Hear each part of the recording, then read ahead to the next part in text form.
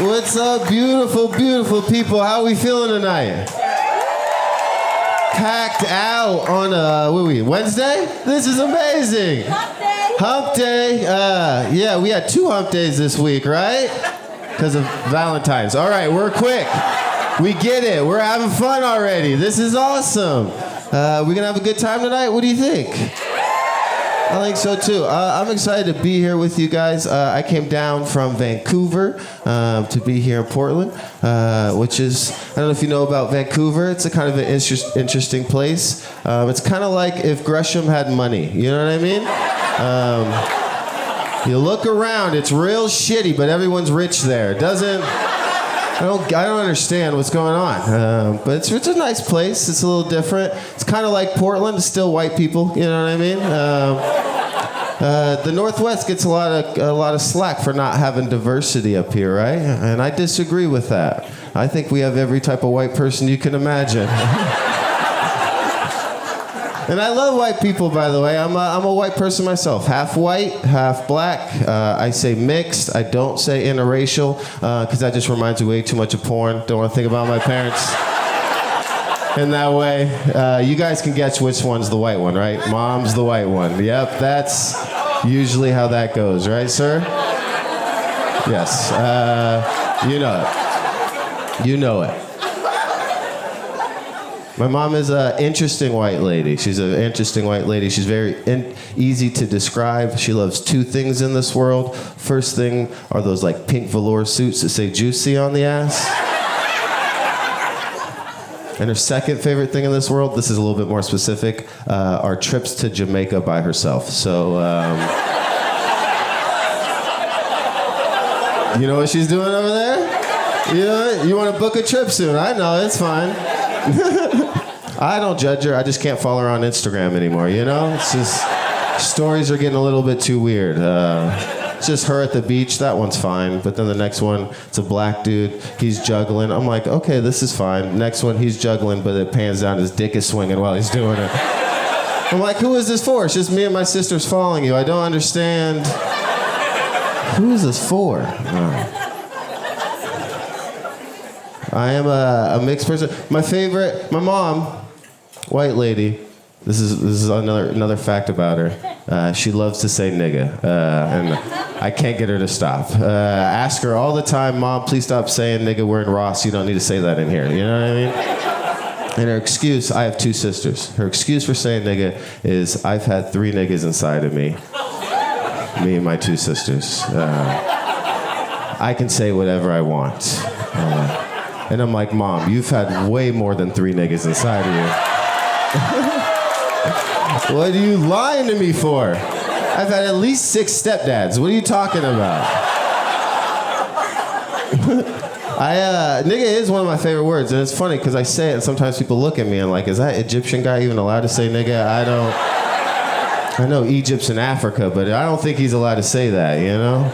It is one of my favorite words. I say it all the time. To me, it doesn't hold power. I use it for everything, right? I use it for my Labradoodle. I'll call him nigga, little white Labradoodle. Come here, nigga. Come here, nigga. You better come here, nigga. I'll call my friends nigga. They're mostly white. I live in Portland, right?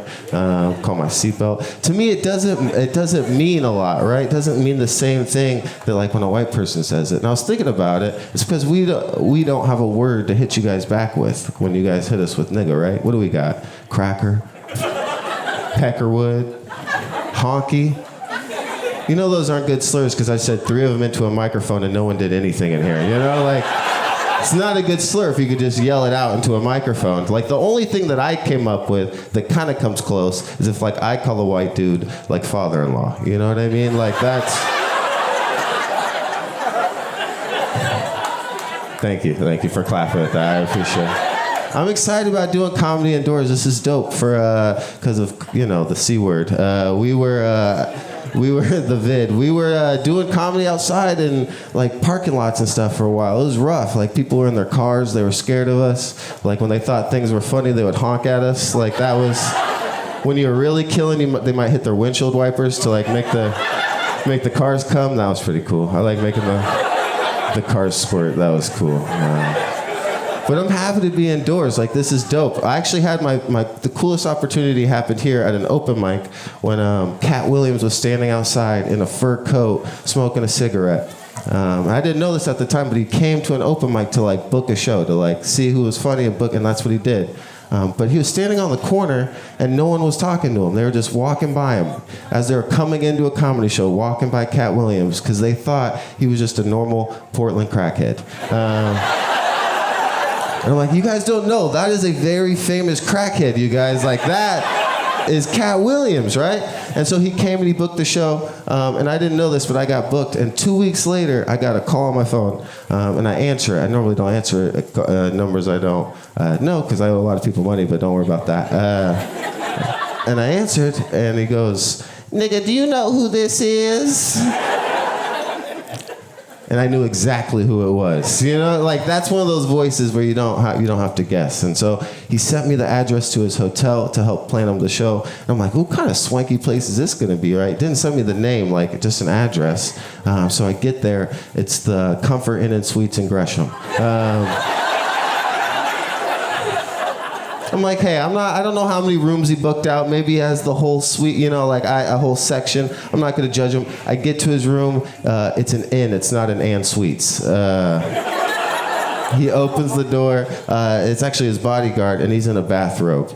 And I'm like, okay. And I see behind him, Cat's also in a bathrobe. I get in the room, and on one of the two beds are two assistants, and they're both in bathrobes.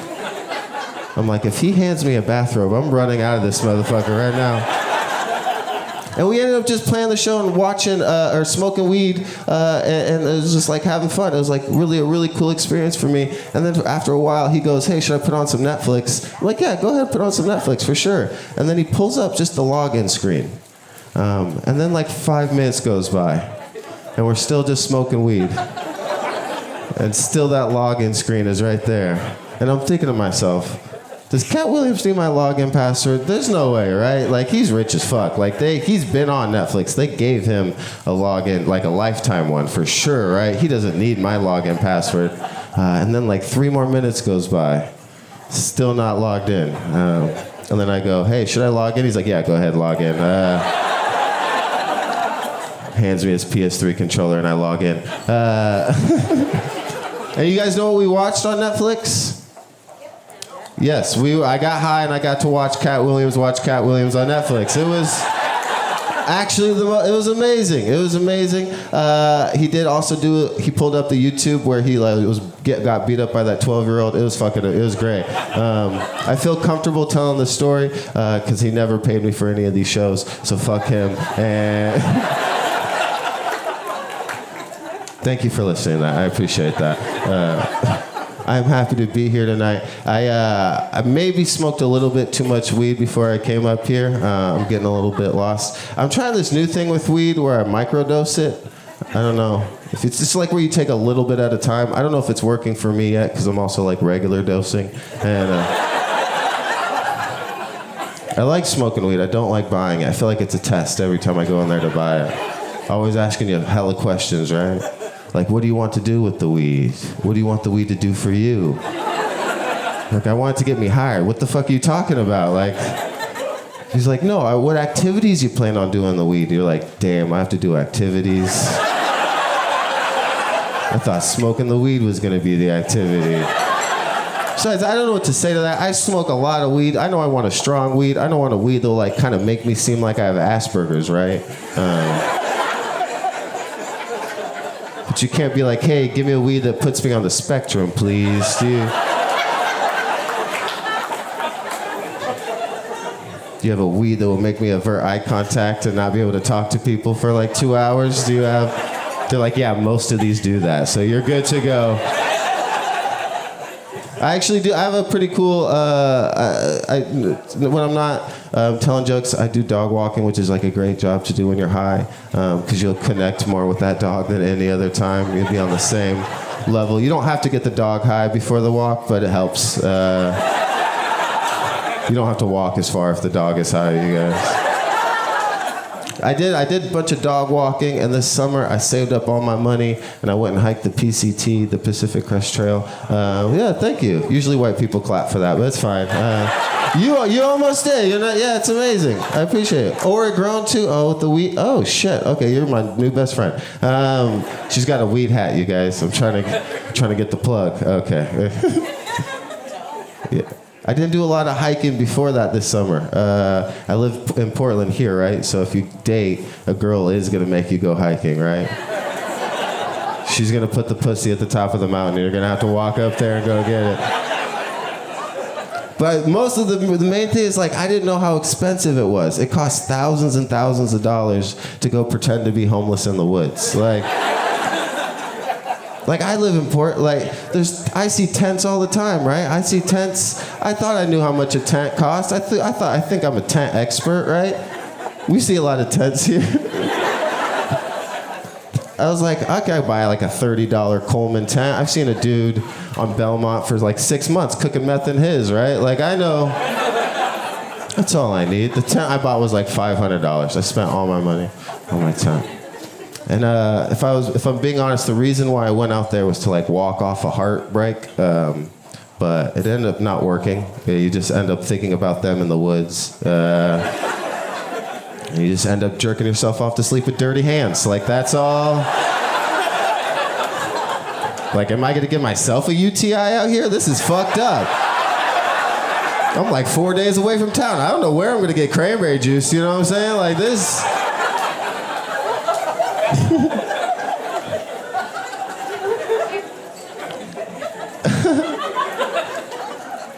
I am happy to be here with you guys. I did just get a new roommate, my last roommate. I had a really bad experience with him. I came home one day, and this is gonna sound like unreal, but like I saw him pulling a cantaloupe out of the microwave, and then he just walked to his room with it. And you don't have to tell me my roommate was fucking that cantaloupe in there. I know he was, because I put my ear against the door.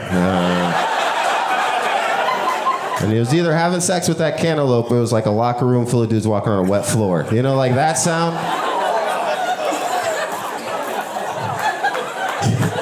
Worst part, I got to the kitchen after him and on the counter was a thermometer. So like this wasn't his first cantaloupe that he's done this to, right? It's hard to dial that 98.6 degrees in on a microwave. I get that, right? Because you don't want to warm it up too much and get like a hot pocket lava hot situation, right? Burn yourself. Or you don't warm it up enough and you have to like shimmy back out to the kitchen with a sticky dick. And pop it back in, add 30, add 30, add 30, add 30. Right, because they got the presets, right? They got the baked potato button, they got the popcorn button, but they don't have the I'm trying to fuck this cantaloupe button. It's gross, he didn't respect me. To me, when someone catches you warming up a cantaloupe that you're about to have sex with, you should probably just stop and eat a hot cantaloupe. You know what I mean? Like, that's... You guys ready for a comedy show tonight? What do you think? Put your hands together. We're gonna do it.